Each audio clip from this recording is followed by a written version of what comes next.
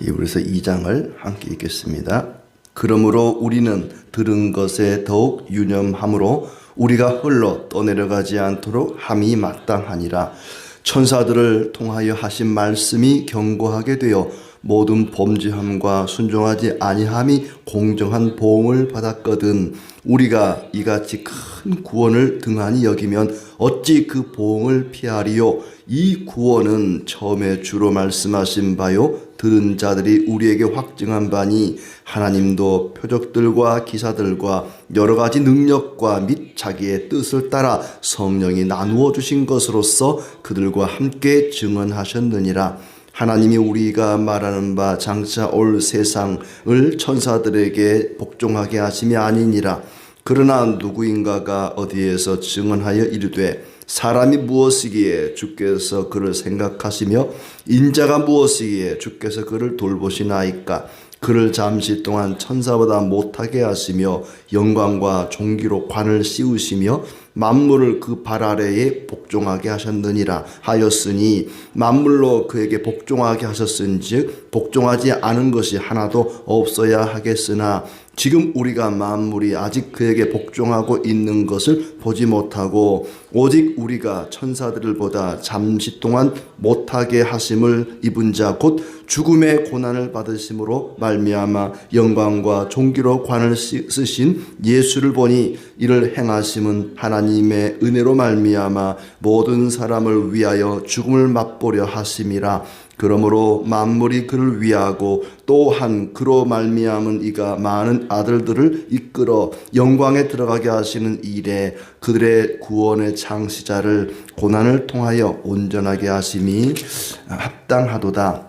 거룩하게 하시는 이와 거룩하게 함을 입은 자들이 다 한 근원에서 난지라. 그러므로 형제라 부르시기를 부끄러워하지 아니하시고 이르시되 내가 주의 이름을 내 형제들에게 선포하고 내가 주를 교회 중에서 찬송하리라 하셨으며 또다시 내가 그를 의지하리라 하시고 또다시 볼지어다 나와 및 하나님께서 내게 주신 자녀라 하셨으니 자녀들은 혈과 육에 속하였음에 그도 또한 같은 모양으로 혈과 육을 함께 지니심은 죽음을 통하여 죽음의 세력을 잡은 자 곧 마귀를 멸하시며 또 죽기를 무서워함으로 한평생 매여 종노릇하는 모든 자들을 놓아주려 하심이니 이는 확실히 천사들을 붙들어 주려 하심이 아니요 오직 아브라함의 자손을 붙들어 주려 하심이라. 그러므로 그가 범사에 형제들과 같이 되심이 마땅하도다. 이는 하나님의 일에 자비하고 신실한 대제사장이 되어 백성의 죄를 속량하려 하심이라. 그가 시험을 받아 고난을 당하셨은즉 시험을 받는 자들을 능히 도우실 수 있느니라. 아멘. 네, 오늘도 주님의 은혜가 가득하기를 진심으로 축복합니다. 히브리서는 고난받고 있는 히브리 성도들을 향한 편지입니다. 그들은 이중 고난을 당하고 있었습니다. 유대인으로서 예수를 믿는 바람에 유대인들로부터 핍박을 받았고 또 그때 당시는 아니지만은 그 직후에 로마인들로부터도 핍박을 받을 예정이었습니다. 그러니까 유대인들로부터도 핍박을 받고 또 로마인들로부터도 핍박을 받고 나사렛 예수 이단이라는 소리를 듣고 살았습니다. 그러다 보니까 신앙을 지키지 못하고 견디지 못하고 다시 유대교로 돌아가는 예수 그리스도를 믿고 따르는 일을 포기하는 사람들이 생겨난 것입니다. 그래서 우리가 예수를 포기하지 말고 믿음을 지키자. 그냥 단순히 무조건 인내하라, 무조건 참으라 그렇게 말하지 않고 우리를 구원하신 예수 그리스도가 얼마나 뛰어나고 우월하고 크신 분이냐. 천사보다 모세보다 선지자보다 월등하신 분이다. 어찌 그분을 포기하고 다시 세상으로 유대교로 돌아갈 수 있느냐. 그 예수를 바라보라. 그 예수를 붙들고 살아가자. 3장 1절에 보면은 매일같이 예수를 깊이 생각하라 그렇습니다. 매일같이 예수 그리스도를 깊이 묵상하는 것이 고난을 이기는 방법이다. 그 예수를 생각해 보라. 그 예수님의 고난을 우리에게 소개하고 있습니다. 1절에 우리는 들은 것에 대하여 더욱 유념하여 흘러 떠내려가지 않게 해야 한다. 우리가 들은 것, 예수님께 들은 것, 예수님의 제자들을 통해서 들은 것, 그 들은 복음에 대해서 흘러 떠내려가지 않도록 더욱 깊이 유념하고 생각해야 된다. 천사들을 통해 하신 말씀이 견고하게 되어 불순종에 대한 대가를 치렀거든. 그러니까 천사들을 통해서 주신 말씀도 그 말씀을 불순종하면은 그에 대한 대가가 있다는 겁니다. 구약에 천사들을 통해서 주시는 말씀도 그 말씀을 어길 경우에는 그에 따른 징계가 있었다는 거지요. 그런데 하물며 이렇게 값진 구원의 말씀을 소홀히 한다면 어떻게 징벌을 피할 수 있겠느냐. 천사들을 통해서 주신 말씀도 어기면 징벌이 따르는데 예수 그리스도를 통해서 그리고 그분의 사도들을 통해서 주시는 말씀을 우리가 내팽개친다면 얼마나 큰 징벌이 있겠느냐 하는 것이죠. 이 천사를 자꾸 이야기하는 것은 그때 당시에 많은 성도들이 천사를 숭배했기 때문입니다. 1장에도 보면은 예수 그리스도와 천사를 비교하죠. 천사보다 훨씬 뛰어난 이름과 직분과 그런 영원함을 주셨다. 왜 그러냐면은 그때 당시 구약의 유대인들은 천사를 숭배하는 거예요. 하나님이 천사를 통해서 말씀하시고 또 천사를 통해서 역사하시고 하다 보니까 천사를 신적인 존재로 여기고 숭배의 대상으로 여기는 겁니다. 천사를 하나님처럼 섬기는 거예요. 그래서 아니다. 천사는 너희를 섬기라고 보낸 하나님의 사역자들이지 결코 하나님과 동일한 숭배의 대상이 아니다. 예수 그리스도는 그 천사들보다 훨씬 월등하신 분이다. 그러니 천사들이 전해준 말씀이 아니라 예수 그리스도가 전해준 그 말씀을 붙잡아야 된다. 그 말씀이 소중하다. 예수님이 주시는 말씀 그리고 예수님에 관한 말씀, 이 말씀이 천사들이 전해준 말씀보다 월등하게 귀한 말씀이다. 천사들을 믿고 따름으로써 일어나는 놀라운 기적들, 역사들 이런 것 바라보지 말고 주님의 말씀을 바라보라는 거죠. 어떤 기적, 특별한 표적, 이러한 놀라운 그런 능력, 많은 사람들이 막 그걸 쫓아간단 말이죠. 하나님의 말씀은 등한시하고 말씀을 듣고 묵상하고 배우고 이런 거는 별로 관심이 없고 막 기적, 놀라운 표적 이런 것만 보고 따라가는데 그게 중요한 게 아니다. 주님의 말씀이 중요하다. 이 구원의 소식은 처음에는 주님께서 전하여 준 것이며 그 말씀을 들은 자들이 확증해 준 것이다. 그렇죠? 복음이라고 하는 것은 처음에는 주님께서 말씀하셨습니다. 주님 살아계시는 동안에는 주님께서 말씀하셨죠. 그리고 주님 승천하신 다음에는 그 주님의 말씀을 들은 자들이 확증해 준 것입니다. 사도들이, 제자들이 곳곳에 다니면서 주님의 복음을 전하였습니다.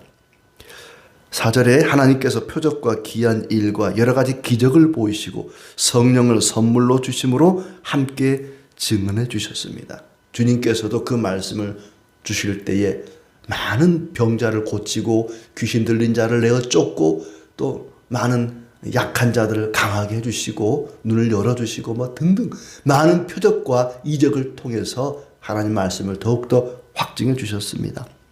하나님이 세상을 천사들의 지배 아래 두신 것이 아니다. 그리스도의 지배 아래 두신 것이지 이 세상을 천사들의 지배 아래 둔 것이 아니다. 천사는 숭배의 대상이 아니다. 경배 대상이 아니라는 거죠. 그런데 이제 한 가지 질문이 나오는 겁니다.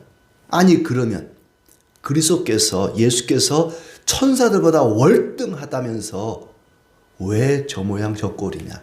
예수님이 이 땅에 오셨을 때에 태어날 때부터 말구위에 나시고 아주 가난하게 사시고 낮은 자들 천한 자들과 함께 하시고 모진 고난을 당하시고 십자가에 못 박혀 죽었단 말이죠.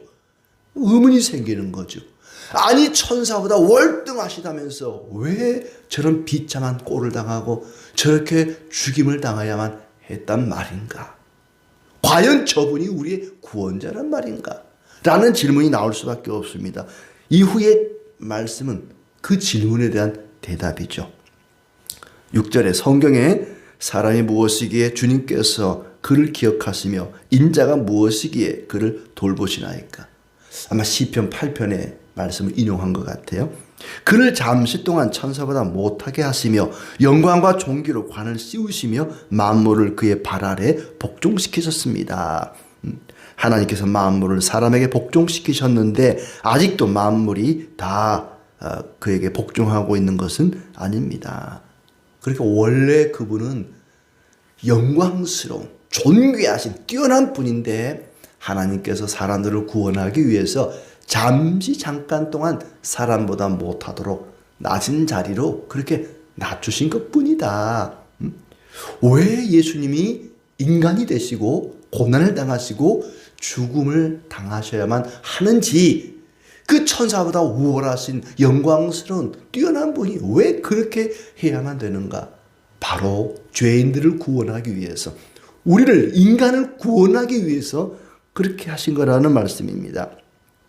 9절에 오직 우리가 천사들보다 잠시 동안 못하게 하심을 입은 자 곧 죽음의 고난받으심으로 말미암아 영광과 존귀로 관을 쓰신 예수를 보니 이를 행하심은 하나님의 은혜로 말미암아 모든 사람을 위하여 죽음을 맛보려 하심이라. 모든 사람을 구원하기 위해서 죽음에 처하게 된 것일 뿐이다. 원래 그분은 영광스럽고 존귀하신 분이었다. 그는 하나님의 은혜로 모든 사람을 위하여 죽음을 맛보셔야 했던 것이다. 하나님은 만물을 창조하시고 보존하시는 분으로서 많은 자녀를 영광에 이끌어 들이실 때에 구원의 창시자를 고난으로 완전하게 하시는 것이 당연한 일이다. 구원의 창시자, 예수님을 가리키는 표현입니다. 그 구원의 창시자를 고난으로 완전하게 하시는 것이다. 고난을 통해서 구원을 완성하셨다는 겁니다. 예수님이 고난당하지 않고 십자가에 죽지 않았다면 우리를 구원할 수가 없다는 얘기죠. 우리를 구원하기 위해서는 그분이 고난을 당하고 십자가의 죽음으로 구원의 창시자가 되어야만 했다. 그래야만 완전한 구원을 이룰 수 있기 때문에 그렇게 하신 것이다. 11절에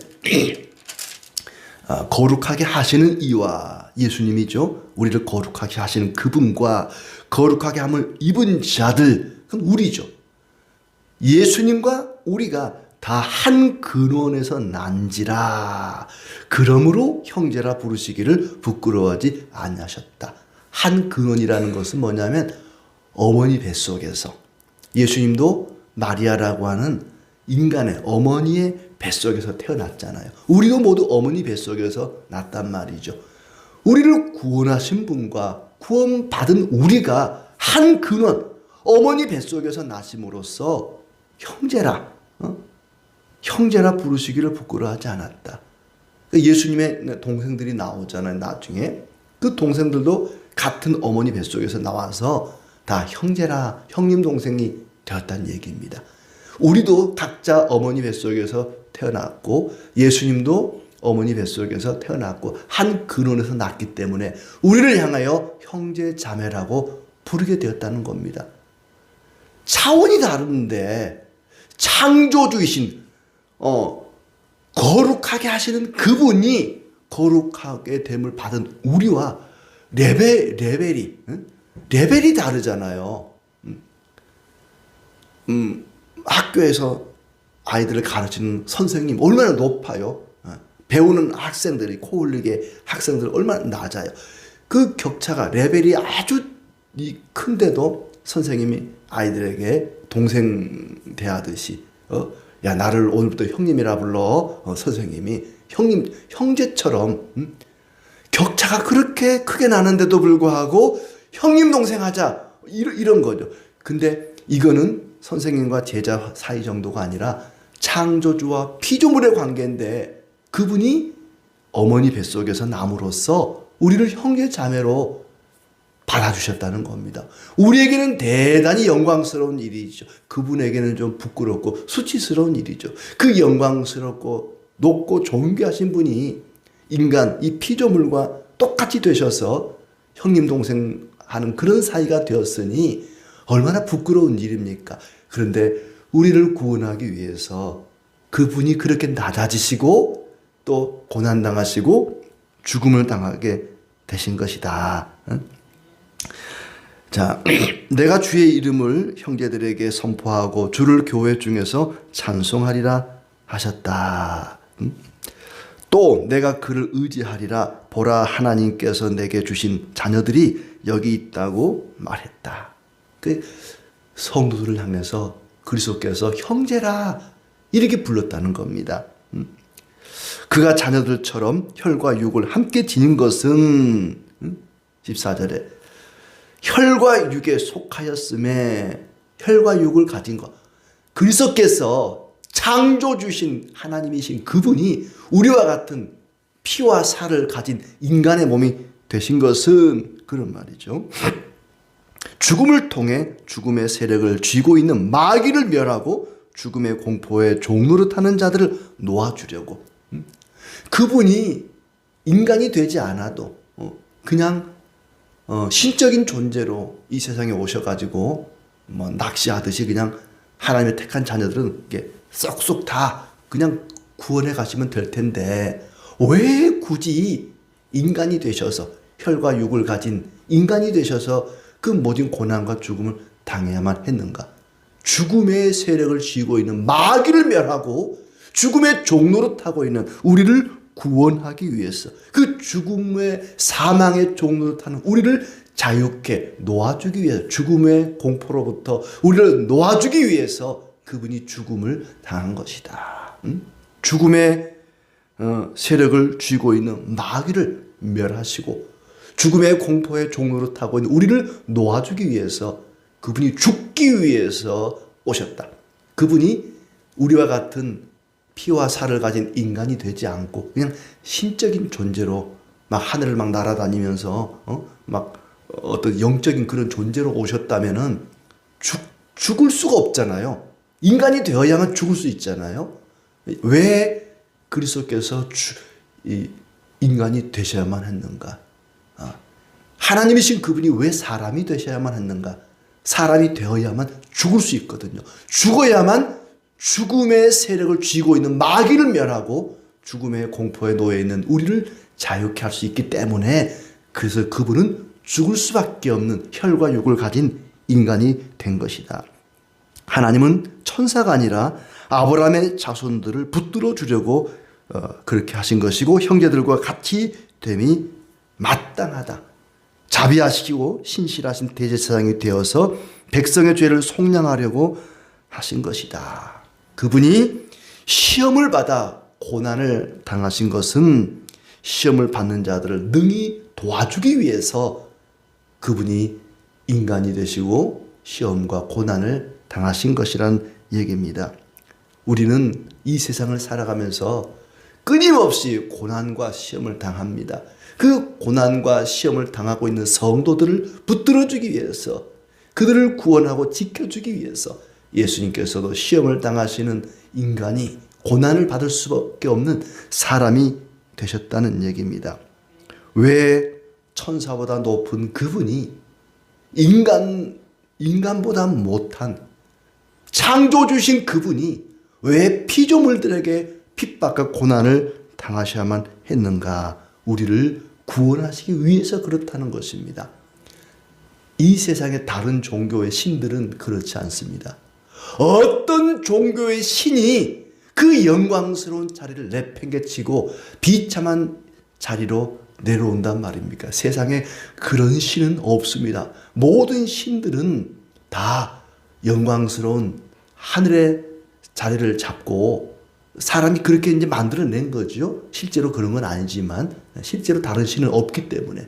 인간이 만들어낸 그 어떤 종교의 신들도 그렇게 예수님처럼 비참한 자리에 내려오지 않습니다. 영광스러운 자리에서 경배받기를 원하지 비참한 인간의 세계에 내려오는 그런 신은 없습니다. 하나님이 직접 이 땅에 내려오셔서 피조물들에게 핍박을 당하시고 고난을 당하시고 죽임을 당하신 것은 바로 우리를 구원하시기 위해서입니다. 이것이 복음입니다. 복음.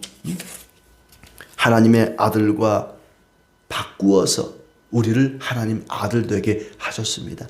하나님의 아들이신 그분을 십자가 죽음에 내어주심으로써 우리가 하나님의 아들들이 된 것입니다.